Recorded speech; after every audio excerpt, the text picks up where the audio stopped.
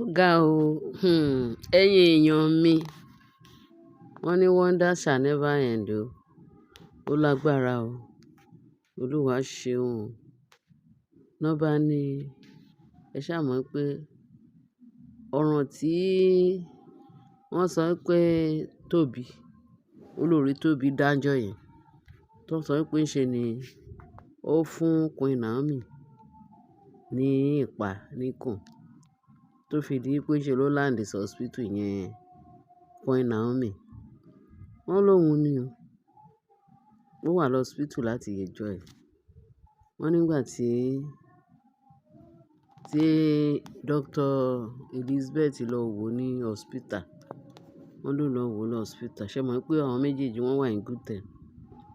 Ó lọ bẹ̀ láti lọ wo àlàáfíà ẹ̀ ní hospital.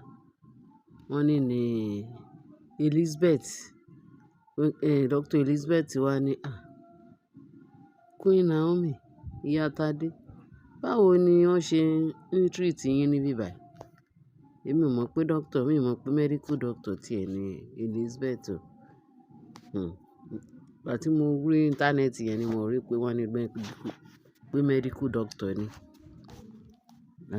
Pé that is wonderful. Wọ́n ní bó ṣe lọ sọ́dọ̀, bó ṣe lọ rí Naomi, Queen Naomi ní hospital. Wọ́n ní báwo ni wọ́n ṣe ń treat yín sí Mama Tádé. Wọ́n bá ní báyìí. Ó ní mo fẹ́ kí wọ́n transfer yín lọ sí hospital wa. Ní hospital, Dr. Elizabeth.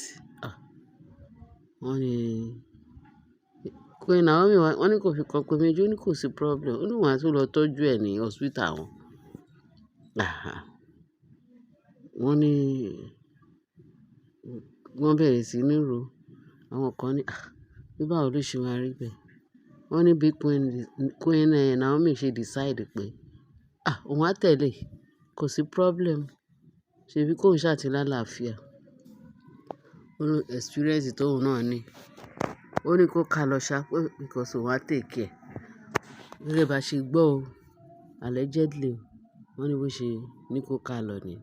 Wọ́n dẹ̀ discharge ẹ̀ fún Elizabeth, Dr. Elizabeth, láti lọ sí hospital ibi tí Dr. Elizabeth tó wà. Wọ́n ní wọ́n dé hospital. Queen Elizabeth wá bẹ̀rẹ̀ sí ní ṣe ìtọ́jú. Wọ́n ṣá bẹ̀rẹ̀ sí ní ṣe gbogbo oríṣiríṣi ìtọ́jú. Àbí òótọ́ ni, àbí kì í ṣe òótọ́. Àbí òótọ́ ni, àbí kì í ṣe òótọ́. Kẹ́rẹ́kẹ́rẹ́. Ó ti ń receive treatment. Ó ti ń yield sí treatment tó ń fún ní ọ̀dọ̀ Dr. Elizabeth. Wọ́n ní before you know, wọ́n ní even gan pé ọmọ yẹn ní ẹ lè jábọ́, ó ti fẹ́ jábọ́. Pé bẹ̀tà pẹ̀lú pé oore-ọ̀fẹ́ Ọlọ́run, pẹ̀lú àánú Ọlọ́run. Wọ́n ní oyún yẹn ò jábọ́ mọ́ o. Pé ọmọ àti Queen Naomi wọ́n náà ti wà in good health. Now o, pé Olúwa ti ṣeun o. Pé Olúwa ti ṣeun o.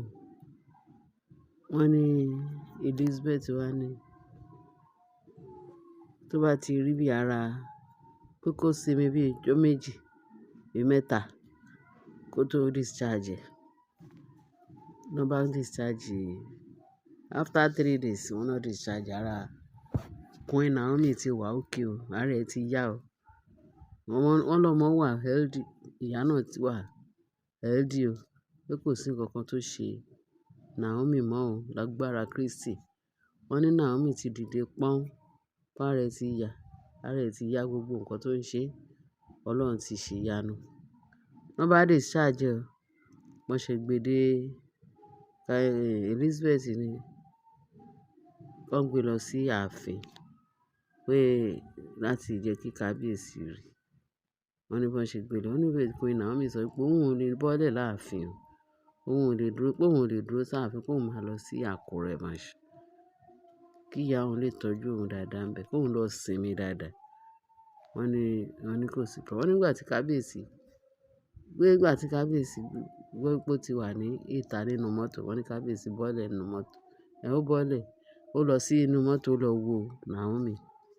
Bá ṣe gbọ́, olórí ẹ̀ kí pé inú kábíyèsí dùn. So, wọ́n bá ní Queen Naomi ní òun ò ní bọ́lẹ̀ o. Bíbẹ̀ tó ń kàn ní kí kábíyèsí lè mọ̀ pé ara àwọn ti yá, àwọn ti dé. Ó ní kábíyèsí wá ní kó máa lọ sí Àkúrẹ́. Òun náà máa bá ń bẹ̀. So, ó ṣá lọ sí Àkúrẹ́ lọ rest. So, wọ́n ní inú kábíyèsí dùn sí Queen Elizabeth. Wọ́n ní inú ẹ̀ dùn. Wọ́n láyọ̀ kábíyèsí kún gan. Ó ní, Elizabeth ló ṣe léyìí. Wọ́n ní bí gbogbo wọn ṣe bẹ̀rẹ̀ sí ní praise àti Queen Naomi àti kábíyèsí. Wọ́n náà bẹ̀rẹ̀ sí ní praise Elizabeth o. Wọ́n ní ṣe ríru eléyìí pé kábíyèsí wá ń sọ pé ṣe bí nǹkan tó yẹ kí òun fẹ́ kí àwọn olórí kan máa ṣe fúnra wọn ni kí wọ́n máa help ara wọn. Wọ́n dẹ̀ bẹ̀rẹ̀ sí ní ṣe, wọ́n wá ń jowú. Pé so owó nìkan. Òun rí pé ó ń lé Elizabeth nìkan ló nínú rínú gbogbo ìyàwó òun. Tó jẹ́ pé òun àti Naomi bí wọ́n tún ti wá jẹ́ kankan náà. Wọ́n ní inú kábíyèsí dùn. Wọ́n ló dùn tẹ́gan ní ẹ̀. So, gbogbo bẹ́ ṣe gẹ́gẹ́ bá ṣe gbọ́, òun là ń sọ fún yín báyìí. Wọ́n ní Elizabeth ló take care ní hospital ẹ̀. Pé irú eléyìí, pé ṣé irú eléyìí náà ṣe eléyìí, ṣé wọ́n máa sọ pé kó wùn yàn ni? Ṣé wọ́n máa sọ pé United yóò wà papọ̀ kó wùn yàn? Tó bá ṣe báyìí, ṣe bí ìbá dà? Ẹ̀yin èèyàn mi, mo sọ ní scene tí mo kọ́kọ́ ṣe ní ìjẹ́ ìṣẹ́nu last week tí mo sọ pé tó bá jẹ́ pé àwọn olórí wọn ò ṣàṣejù, tí kábíyèsí pè wọ́n pé kí wọ́n á jẹun, tí Queen Naomi sọ fún wọn pé kí àwọn náà máa bọ̀. Ṣé ó yẹ kí ó le tó yìí? Ṣèbí nǹkan tó yẹ kí wọ́n rò ní pé, ìyálé wọn, ẹ jẹ́ ká fi ọ̀wọ̀ fún ìyálé wọn. Nígbà tí kábíyèsí ti lọ sọ fún pé ìwọ ni, tó jẹ́ pé tògùntògùn gan tí ẹ̀ ni wọ́n fi ní Mariam fi wọlé. Tògùntògùn òun náà ni kábíyèsí ti lérò pé Queen Naomi kò ní padà. Báwo ló ṣe máa ní kò ní padà? Wọ́n fi pé ó yá.